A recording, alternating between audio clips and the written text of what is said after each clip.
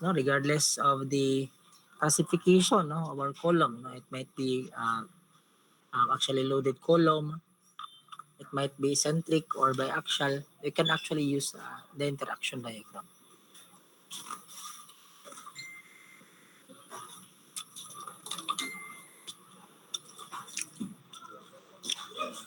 All right, so let us define first now what is an interaction diagram. So the interaction diagram is actually defines the failure zone, no, of the curve and the safe zone inside the curve in the interaction diagram.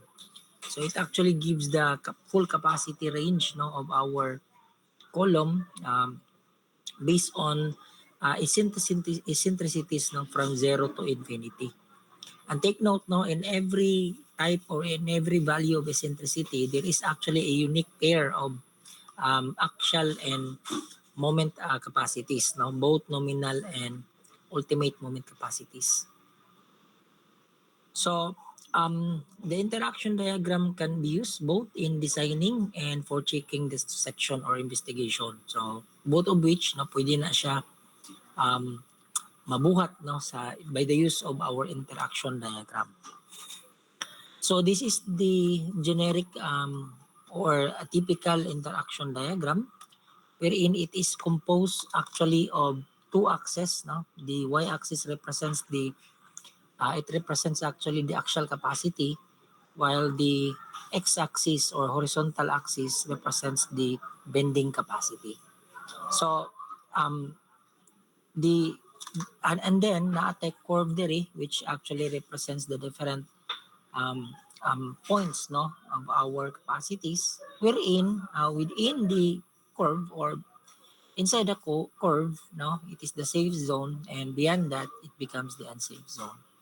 Okay, kay later on ng God, when we have a column, it is actually subjected to both axial and bending moment, and when the intersection of that two falls within the safe zone, and that means the column is safe, while if it is falls under, or the intersection between the two falls under this unsafe zone, then we can say that the column is unsafe, no.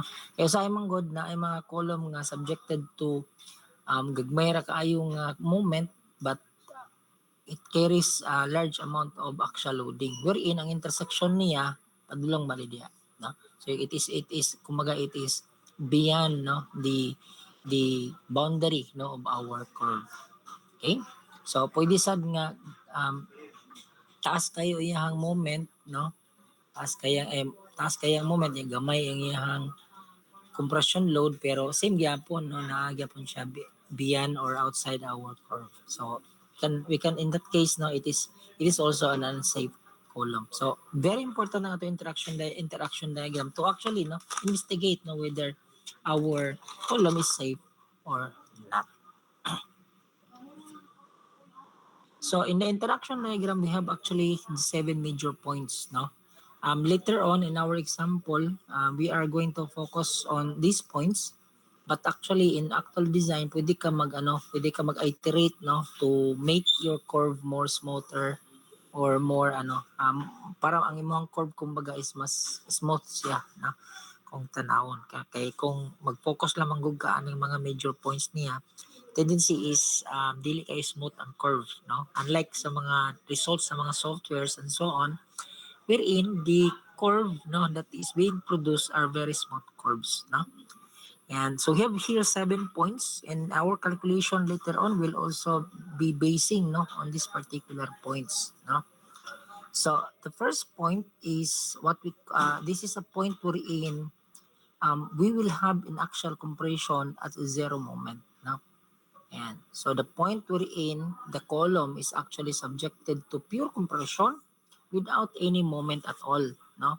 And in this case, no, ang mo-govern ani nga formula is actually the P sub O, no, whatever the value of our P sub O, which is dependent on the type of column. It could be a tight column, it could be a spiral column or pre-stress column.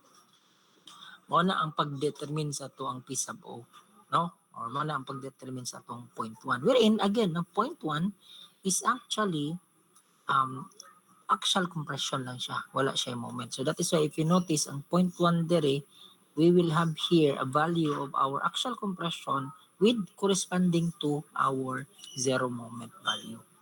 Okay? Yan. So, meaning ito, dali rin nato ni solvon kay piece of O raman ni siya. Alright? Okay? Yan. Yung point 2 naman, this is maximum axial compression load permitted by the code at zero eccentricity. So, meaning it is maximum compression, no, as per code, no? 'Di ba? Ang atong maximum compression as per code, this is simply equal to Pn max, ha? Pn max ra na siya. Wherein ang value sa atong Pn max is actually dependent on our dependent on our P sub O, 'di ba? It might be 0.8 of P sub O if it is a tide column or 0.85 of P sub O if it is a spiral column. Alright, so that would be our point 2. So take note at that point, same gyapon siya, no? Same gyapon siya, it is purely axial compression with zero eccentricity. That means zero moment also. Okay? And then ang point 3 dayon, out from this PN max, no? Out from this PN max, kuhaan na to siya og axial compression, no? Or kuhaan na to siya og moment equivalent moment value, no? So meaning if point 2 corresponds to maximum axial compression, ang point 3 nato from that maximum axial compression unsa sa dayon ang iyang moment. So meaning ato rin na siyang tawagon nga maximum moment strength. Okay? That is point 3. No, ang pagkuha na yun sa ato ang sa ato ang moment, no, we are going to go back on the calculation or analysis procedure on beam design. Okay? And so meaning, for example, no, na atay column nga ingon ani, you have two reinforcement, ayan.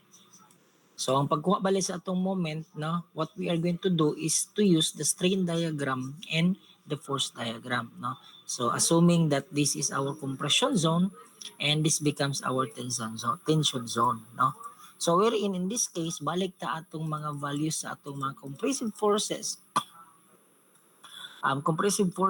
and tensile force, no. So meaning this would be our neutral axis. Ayan, this would be the equivalent compression block. This is our tensile force and this will be our compressive force. Now wherein in this case doon siya kabuk natin compressive force due to our tensile reinforcement. Okay? Ayan.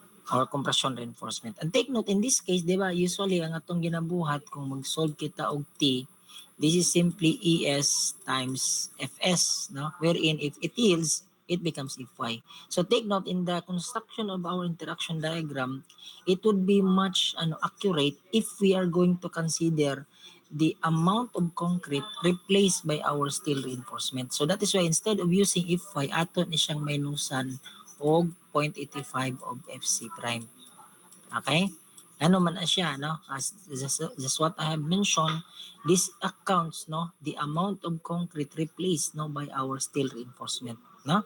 Okay, wa man siya appeal, no? Ang concrete nga naa diri supposedly, wala katoy appeal, no, nga mo contribute sa ato ang wala katoy appeal nga mo contribute sa ato ang steel reinforcement. All right? Okay. So ang point 4 dayon, same procedure in point number 3 but this time dili given ang ato ang axial compression. Okay, so unlike point 3 wherein given ang ato ang axial compression that is Pn max, in point 4 we don't have the value of our axial compression. Okay, but ang ato ang assumption ani is that zero strain in the tension side of the reinforcement. Now that means when we are going to construct later on our strain diagram, we are going to assume that the depth C, no, or the depth of the neutral axis is simply equal to the depth of our effective depth. Okay? Yan, di ba? Kung atong mainumduman, kung naakit tayo beam, this is our top reinforcement and this is our bottom reinforcement, kung asa tong neutral axis nato dito nag-terminate or dito translate ang ato ang strain, no, from compression side ayan to compression side to tension side, no. Now kung zero bali ang ato ang strain, no, at the tension side. So tendency is mao po na ang distance kumbaga sa atuang neutral axis, no. So that means ang atong strain diagram mura ra siya triangular dayon later on. Okay?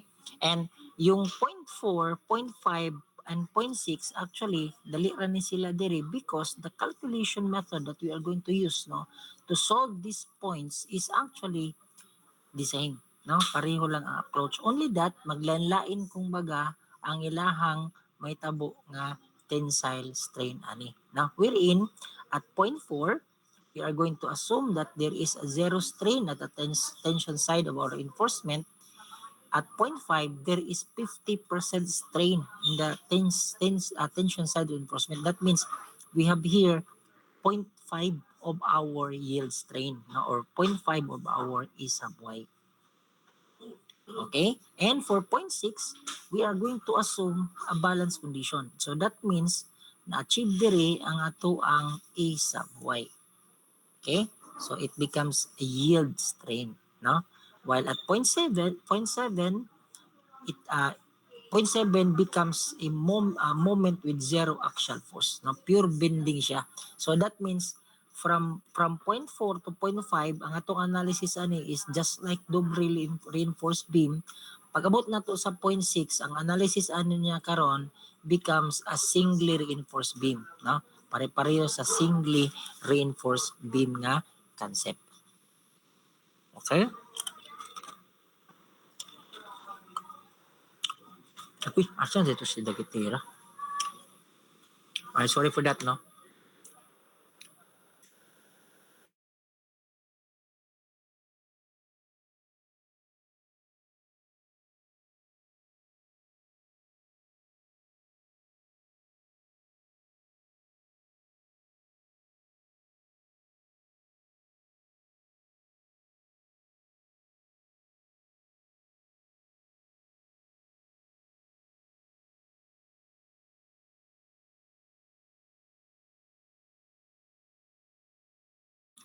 Okay, so padayon ta, no? Okay, so these are the typical configuration, no, of our interaction diagram. So ayan, so na siya, no. Ayan, so natay mga yun no, take note, no, kung ang atong reinforcement are within two sides lang, lahi ang forma niya or lahi ang may tabo ng interaction diagram, lahi sad kung all sides are with reinforcement. So if you notice medyo smooth siya gamay, no, compared ani nga medyo ga bawog-bawog ang atong interaction diagram. So ato ni siyang i-derive, no, we are going to derive these points, no, and create our own interaction diagram. But take note, this afternoon ang akong focus is only kanang ingon ani lang, no, for simplicity nya mas dali sad ang ato ang calculation. Okay, so kanang duha ra ka side, no, ang ato ang reinforcement. Okay, so this is our example problem, 400 mm by 400 concrete column as reinforced with 8 ka 25 mm diameter bars placed symmetrically on two sides, no? So if C prime is 30 megapascal while Fy is 414 megapascal, and considering that our concrete cover already measured at the center of our compression side or compression reinforcement is equal to 70 millimeters. Okay? Yan. So allow me to transfer, no, into my Excel file, and I have already provided this file to you, no, for your reference, no, because again ang pag-design ninyo sa inyong kuan, ang pag-design ninyo sa inyong wala lagi ang interaction diagram ani. Ang pag-design niyo later on sa inyong column, no, sa inyong plate, no, we are going to construct your own interaction diagram. Okay? And so here I am going to write, no, the different or the given basic parameters. So here I am going to write 400 mm for the side of our column. So take note, no, kapag ang atong column is rectangular column, so tendency is you are going to create two interaction diagram, no, kay lain mga na iyang capacity, no. There will be different capacity on each side of the column, no. Although in this case, no, in this particular column, lain gyapon ni siya capacity. Although pareho lang iyang side, but take note, this will produce different capacity. No, kay kung ato ra ni siyang tan-awon, lamit to print screen, no. Kung ato mo ni siyang tan-awon, ayan, okay? So kung yun ni siya, anto ang pag-design, when we are going to design it like this, so tendency is ang ato ang consideration karon sa atong compressive force will be using for reinforcement, no, on its side of our column. So this is the compression side, ito naman yung tension side, no. But when we are going to rotate it like this, no, tendency is you will have different values, no. Meaning, in terms of the compression side, you have reinforcement forces here or compression reinforcement here coming from this reinforcement, and you have tension reinforcement naman, which is duha gyapon na siya kabuok, coming from this reinforcement. Now, but take note, the calculation method that we are going to do later on will be used, no, in all types of column or in all types of configuration. Only that imo lang siyang kumbaga i-modify based on the reinforcement reinforcement configuration. Okay? Yan. So balik ta dire. So in this case ang akong kuan og capacity kanang ingon ana ang iyang dagway, no? Kumbaga nana iyang forma, no? Or kamo na dayon, no, kung gusto niyo i-rotate, kamo na dayon ang sa inyo ang um, own practice, no, problem, no. So here I am going to solve the basic parameters starting with the effective depth, no. So I already know that the cover measured from the compression side of my reinforcement is 70 mm. So therefore, the effective depth becomes 400 minus 70, that is 330. Okay? Ayan. And for our steel reinforcement, this is the total reinforcement. So what I have done here is simply to solve for the total reinforcement considering that there are 8 ka 25 mm diameter bars. So that means that is 8 kumbaga or ang area sa kong steel reinforcement na 25 mm times 8, that gives my total steel reinforcement, no?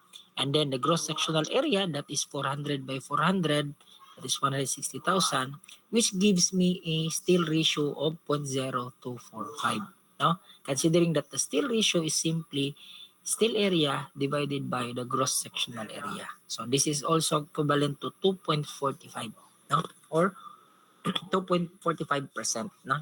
Excuse me kadali.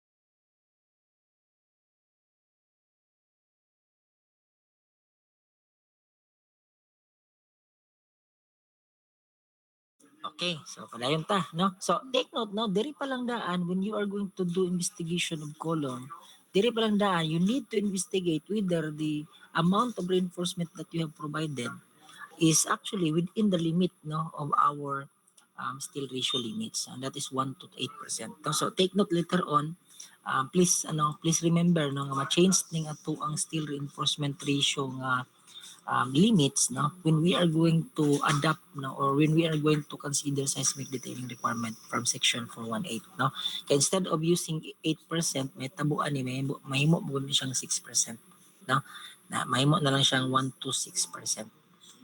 Okay, and alright, so naatay 2.45%, and that is within our limit nga 1 to 8%.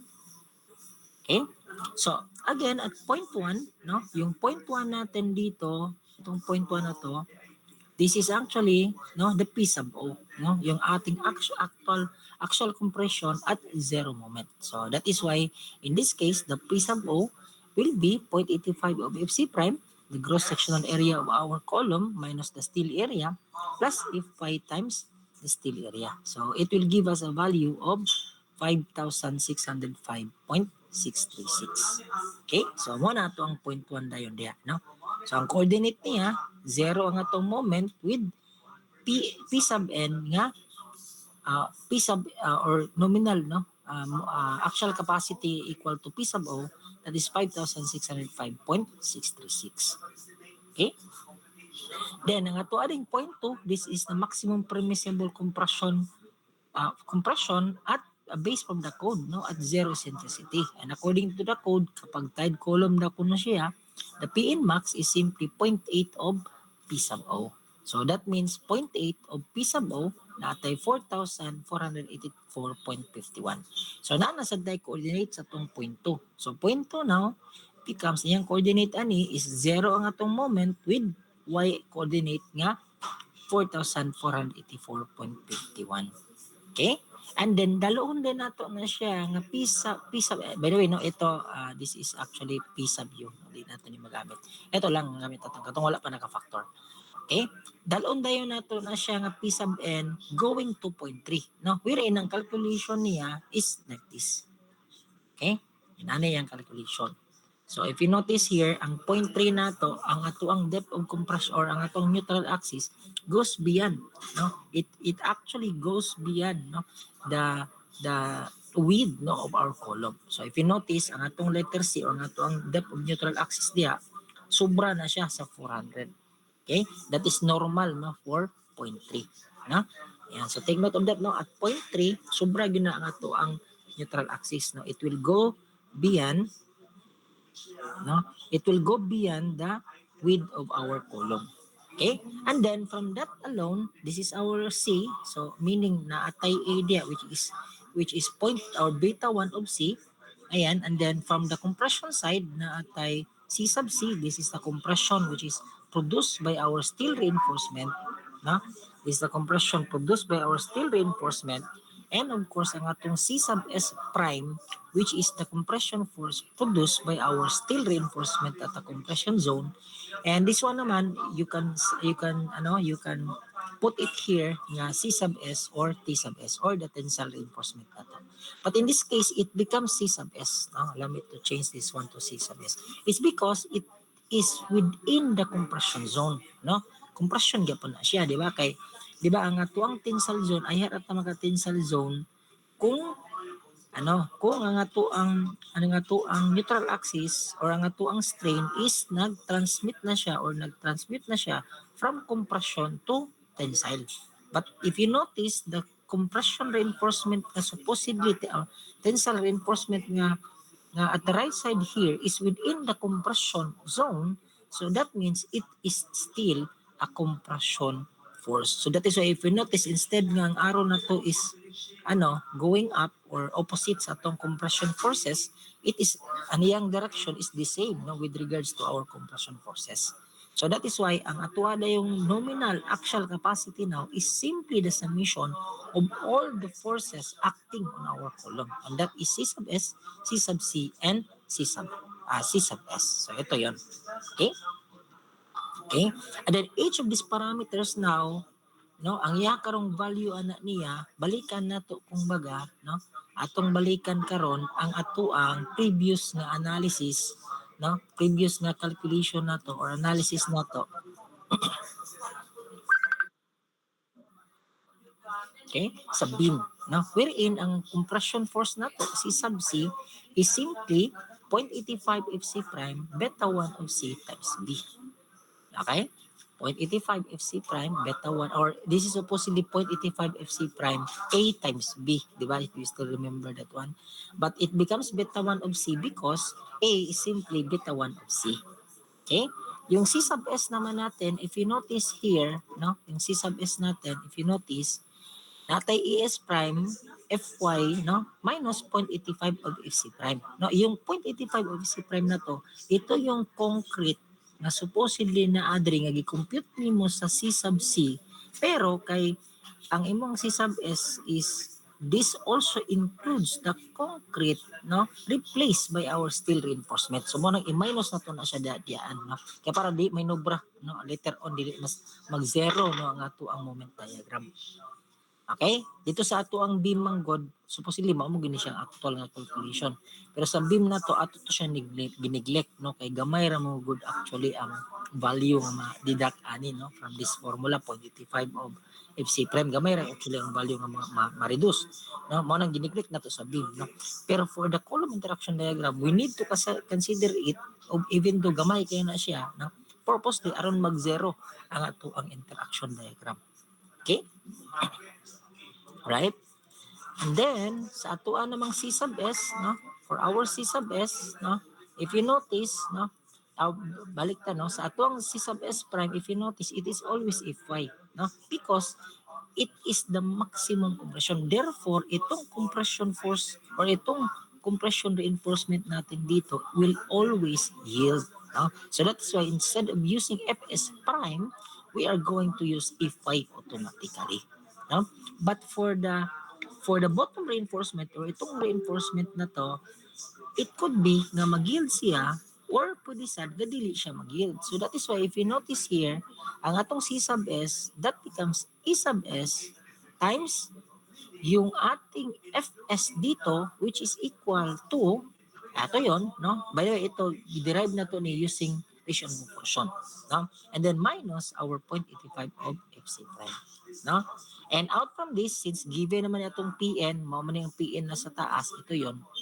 And we equate all of our equation, no, into C, then ang resulting value na to ani is actually the value of our neutral axis. Okay? So just like this one, no? Ayan. So from this formula, no? Itong formula na to coming from here and then each values of our compressive forces. So ang beta 1 na to, since the Fc prime is equal to 30, minus natin yan ng 28 over 7 times 0.005. Deduct natin sa 0.85 na 0.836 na beta 1. And each of this reinforcement, this corresponds to a steel area of 1,963.495 for the AS prime and 1,983.495 naman for E sub S. Okay? Ayan. So, meaning, kung akong kuhaan akong C sub C, mao ni siya nga value, ang equivalent ana niya, mao na. No, gisubstitute lang nako kumbaga ang mga values na ko diya. But take note, in this case, ako ni siyang gidividean og 1,000. Para consistent ko, kaya kung gamiton unya nga PN is in terms of kilonewton only. Okay? Yung akin namang Fs, ang akong C sub S prime, considering this value, that is 762.818 kilonewton. And for my ano naman, no, for my C sub S, ako lang i-substitute bali na diri, no. Ayan, ako is C minus effective depth na 330, kaya 0.003 times 200,000 mo ni siya 600 minus 0.85 of FC prime mo ni siya 25.5. Kaya gikuan ako na siya og less common denominator, no. So mo nang na-cancel out si ano ang mo nang naitabo kay kani siya nga term na nandiyan siya value nga C diyan. Okay? Ito naman, this is actually the E sub S pero gidivide na ko daan siya 1,000 para ang resulting value na ko kani siya nga value kilonewton na ni siya kumbaga. And then combine like terms, that is 600 times C minus 25.5 C, na ako ay 574 C, and 600 times 330, na ako ay 19,800, no? And distribute it here, nanay ko ay ani, no? Ayan. So I think you're familiar with this solution, no? Na ato na ning na naagian kanina last time sa atong beam, no, especially if ang ato ang steel reinforcement will not yield. So from this, kung ato na ning tan-awon, ang ato karong equations of all our axial forces are now in terms of C. Ato na siyang i-substitute diri to get the value of our neutral axis, no? And from that neutral axis, magakuha na din taog compression block depth, and ibalik dayon nato na siya nga value, no? Kay quadratic equation man na ang resulta na, no? Ibalik din nato na siya nga value dito sa ato ang derived equations here and here to get the values of our compressive forces. Okay? So ang C sub C, that is 3,531.955. And C sub S is 189.7362. Ya akong ginabuhat ani ako rin ang gina-check no kanang result nga tulo dapat mo equal na siya sa akong gigamit nga PN ganina which is equal to 4484.509. Ito 'yun. Okay? And from this diagram, ato din ni siyang i-rotate tanan force. We are going to rotate it going to the center. No? Yun yung patakaran. Unlike sa beam, di ba? Sa beam, ato rin na siyang ipa-rotate going to either going to the tensile reinforcement or compression reinforcement. Sa column, i-rotate na siya sa center of gravity. So that is why if you notice, ang moment arm sa itong C sub C will be half of our width nga 400, ito yon dito 400 ito, half of 400 200 minus half ng A over 2, no? Yung C sub S naman half ng 400 minus yung steel covering, same dito, half ng 400 minus steel covering. So ito yon, no? C sub C, ang yang moment arm anak niya is half ng 400 minus half ng compression block. So bali kumbaga gikuan lag kanang less common denominator nga 1 over 2 mo nang natay 0.5 diya sa gawas, no? Ayan. Okay? So supposedly this is h over 2 minus a over 2. Nga gikuha tong 1 over 2 gibutang diya sa gawas. Right? Ang C sub S pod half of h minus d prime, ito naman is 0.5 of h minus D sub S, which is also the same na 70. So nganong minus man na siya, no? Kay kung pagtuyok mo na to ana dire, this is counterclockwise. Pag balin sa Pica's equation, nahimo siyang positive. Ito naman is clockwise. Pag balin sa Pica's nga equation, nahimo siyang negative. So maon siya. Okay? So this substituting the values here, no, which is already derived ganina, natin makuha nga nominal moment nga 169.3864. So, imo din na siyang i-record si PN o MN kay mao man na ang coordinate ana nga point, no? So, meaning at PN mao na siya at MN naman mao na siya. Mao ni nga coordinate. Okay? Katong using ato nga coordinate mao ni siya. Ano, number 3 pa point 3 pa man deta, no? Mao ni siya nga coordinate unsa kani nga coordinate kumbaga. Alright?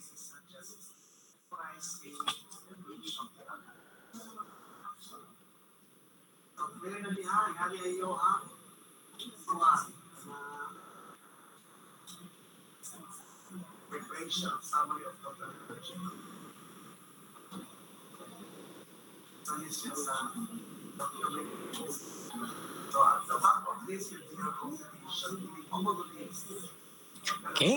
So si point 4 na po dayon, you are going to use the same configuration, itong configuration na to, pero nanatay assumption nga to ang strain tensile reinforcement is equal to 0. Ito yon. Okay? So if you notice, ito yung mao ni nga to ang tensile reinforcement, ang strain na to diha.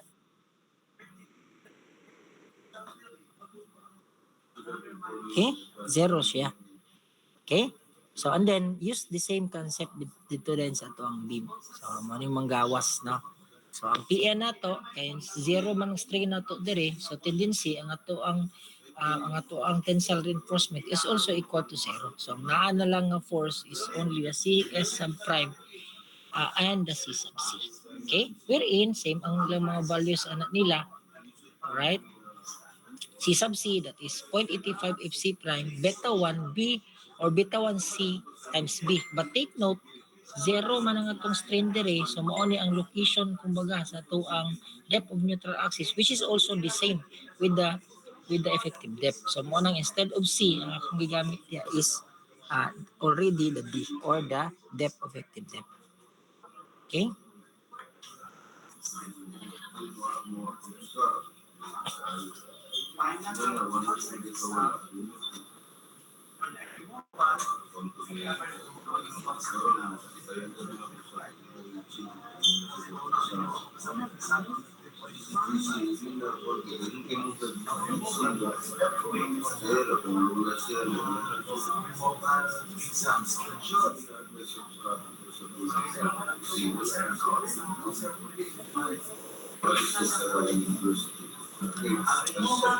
Okay.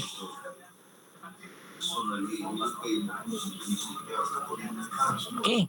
So, ang natabo ang atong C sub C now is to 5,813.04. Nya ang atong F sub S, before nato na siya gamiton, ato sa nang i-check kung nag-yield ba siya or wala. Wherein, ang atuang F sub S prime, ato na siyang masolve. Balik atong beam na to, di ba? Mag-solve magamit tag ratio and proportion to get the strain, and from that strain we multiply it with our E sub S to get our F sub S.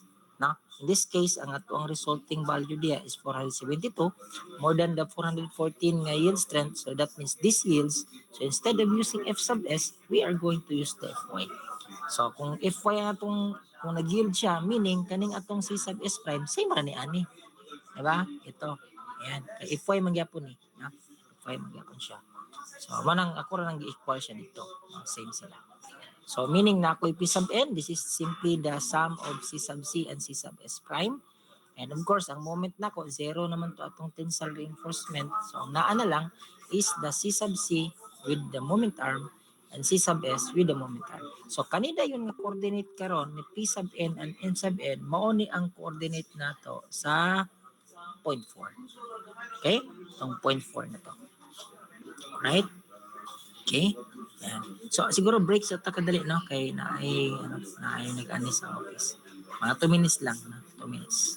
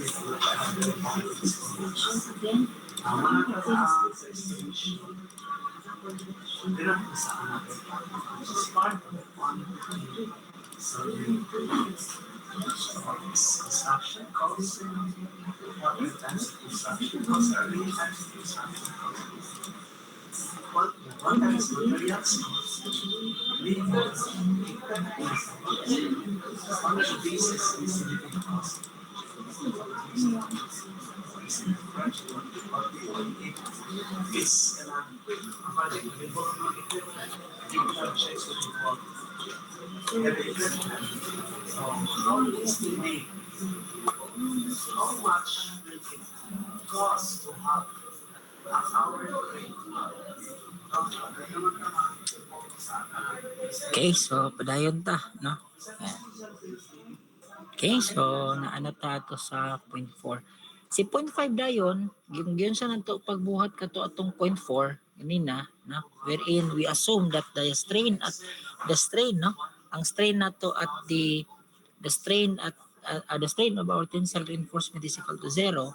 Si 0.5 karon, the same ang iyang process, but this time ang strain nato at the tensile reinforcement is simply equal to 50% of our yield strain. So, mo nang nagkuha kita og yield strain, that is Fy over Es, kuha na to og 50%, mo na ang value sa strain nato diri. Okay? Kani bali nga strain. Okay? And then, use the same process, no? Just like what we did ganina.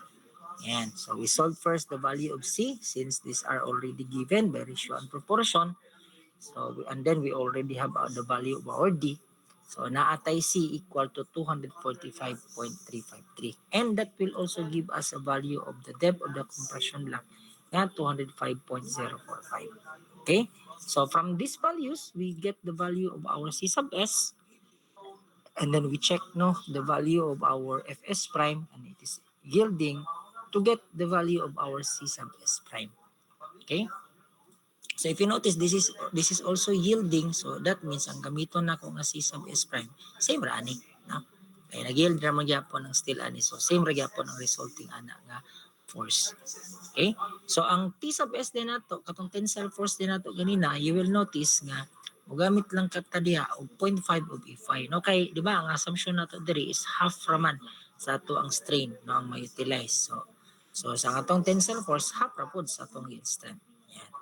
And then you get the moment, no, capacity moments. But if you notice here, if you notice in the moment, nominal moment here, all the moment produces positive, no? Kay opposite man yung direction. Pag moment na ko ano diri sa tunga, this is counterclockwise. Ito naman counterclockwise din.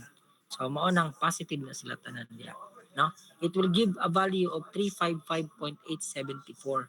That would be the moment, nominal moment capacity, no? Considering a 0.5 of the strain. So kanina yun nga mga coordinates karon, imo ka nang i-take note kay mauna ang coordinate nato at 0.5, no, here, no, sa atong diagram. Okay? And then 0.6, that is the balance condition. So in the balance condition, we are just going to assume nga ang yield strength ay ang strain no sa ato ang tensile reinforcement is yielding. So that means E sub S is simply equal to E sub Y. Where in this case ang ato asang kuan, ang ato asang yield strength no sa atong tensile reinforcement is also, it's also yielding. So that means it is equal to F sub Y. Okay? Ayan. So, ratio and proportion ta. No? Ayan. So, but in this case, we don't actually know, no, kung nag-yield ba ang atong compression reinforcement or not. So, that is why later on, ato ning i-check later on, no, kung nag-yield ato compression reinforcement or not. So, if you still remember this formula, no, for balance condition, no, our depth of neutral axis is 600D times the quantity if y plus 600. So, natay C sub B di nga 195.266. A is 163.1868 wherein we can use that no for our formula here. This is wala na siya appeal actually. So natay C sub C diha no, that is 0.85 FC prime times A times B. So natay 1664.505.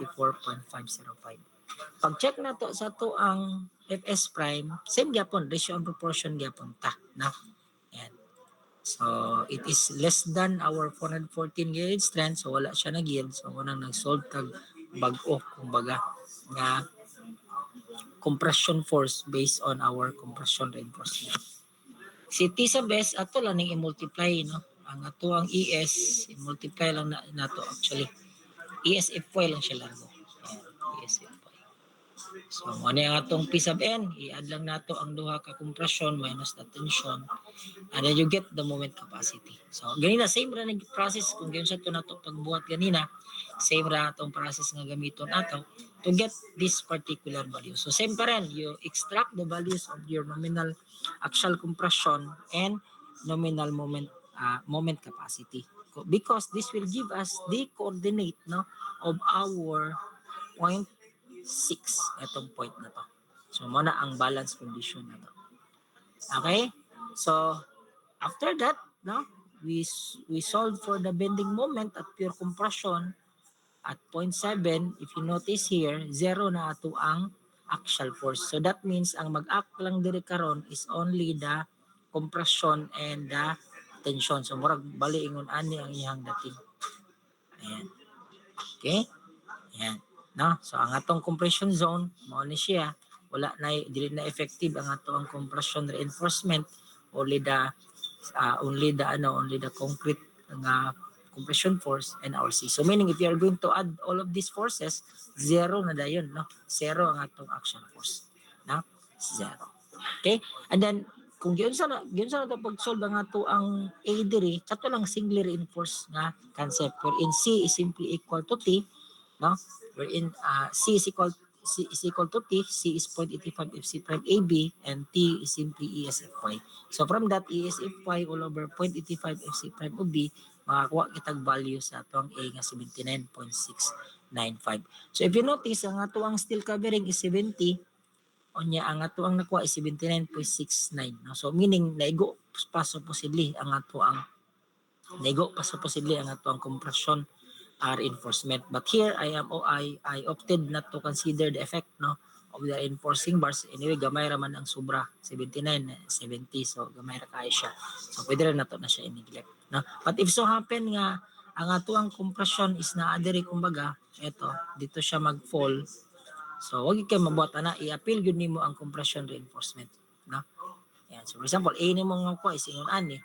So i-appeal gyud nimo ni, no, kay um, uh, ano man siya, included man siya sa compression force, no. But in this case, since almost 70 man siya, wala siya appeal, so please allow me to disregard, no, the effect, no, of my compression reinforcement. So naatay moment value nga 235.861 T. So kana dayon nga mga moment and actual capacities from point 1 to point 2, ato din ang itabulate, no? Mo ni siya, no? This is the first, or these are the values coming from the calculation ganina. Pero dapat kani wala pa ni siya ay reduction factor. Okay? Wala na siya reduction factor. Right? So, and then i-plot dayon nato na mo ni nga plot. Now, this is now your interaction diagram. Wherein, kung given ang ato ang mga forces sa ato ang column, for example, ang yang actual compression nga gi-carry is 3.5. So, na diri. Yan, nag-carry dayon siya og moment nga 170. Diba? For example lang, 170 ang yang moment nga gi-carry. So, na siya diya. So, that means below siya sa tuang kuan, no? Below siya sa tuang curve. In terms of nominal capacity, safe siya, no? Kay within man siya sa safe zone. Pero kung ang intersection ganit niya mula pas palong dito ana lugar, unsafe na rin siya. But take note, dili kani ang atong gamiton to investigate the column, no? Kay dapat ang atong gamiton is katumang naa na reduction factor. So mao din ang reduction factor na to, kung pag compression control, ang akong gibuhat lang ani, gi-multiply lang nako kanita nan nga value dire, gi-multiply lang nako by 0.65. Mao ni sila, no? Kay compression control man. So 0.65 akong gi-multiply, mao ni ang value. Then ako dayon siyang gi-plot. Okay? Mao din nga plot kaning green. Okay? This is the interaction diagram considering compression controlled nga column. Okay? For the tension control naman, same parameters, itong parameters na to, ako na siya i-multiply of 0.9. Karang reduction factor pag tension control, 0.9 man. Di ba? Then ako na siyang i-graph. Mo ni. Ito yung graph ko. Okay? This is the tension control. This is the compression control. Yung distance between them, no? Itong distance na to, this is the point wherein there is a transition. No? So meaning itong part na to, this is the transition zone. No? Now, karon sa man ta makaingon nga safe ang ato ang column or safe siya or dili. No, dapat na siya diri. Okay? Ani nga part, no? Ito. Okay? Dili dapat mula pa siya diri kay compression naman na siya. Although safe gyapon siya pero compression control naman gyud. Compression control man siya. So tendency mas mauna ma-break ang concrete, di ba, pag compression control. So dapat naa siya diri within this boundary, no? Kani o kaning pula, green and red nga boundary or within the transition controlled siya dapat. Okay? So this particular Excel file ako na siyang gi-upload sa tuang GC. Mo ni ang gamiton ninyo para mas madali kamo sa i-design sa inyong concrete column. Pero i-modify lang ninyo, no? If you want nga, kung gusto mo nga equally distributed ang atong reinforcement, i-modify lang dahil ang calculation. Wherein, in this case, kung naakay kung naakay consider nga center reinforcement diha, for example lang, tendency dayon ana is mag-add kag force, no?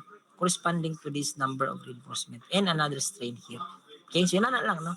And then you follow what we did, no, in the calculations presented in this particular Excel file. Alright? Question, no? question so far. I know nga medyo ano pa na siya, no? Medyo dili pa gid siya magets, no? As of now, no? Um, kindly go over na lang dayon diya sa inyong kuwan. Kindly go over na lang dayon sa aning Excel and you study it, no? And Excel gud ang tan-awa, ayaw na siya i-print kay mas maayo mo gud tong Excel, no, kay mas maayo tong Excel kay ang ang mga formula inyo man to siyang kuan matan-aw, no? Kung yun siya pag-derive or pag-derive yun siya pag equals dito sa atong mga Excel or atong mga sheets, no? Or atong mga cells, no? Ayan. Okay? So any question, no? Do you have clarification question?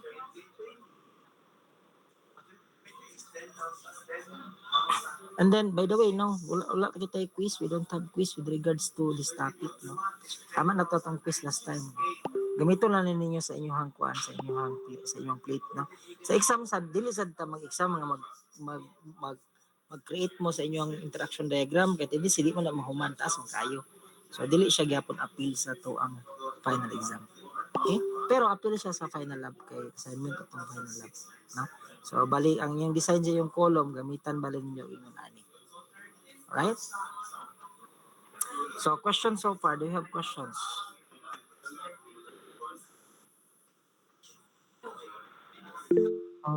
Yes, Castro. Good afternoon, sir. Akong question, sir, ba, kay about lang dito katong sa slab, sir, nalang ako i-clarify, sir, ba? Hmm. Katong kuan, sir, katong kung magwa tag spacing sa short span, ang ginamin niya to, sir, sa short gid nga side, sir, like spacing dito. Kumbaga ang katong Ang kuan, ang projection sa short direction.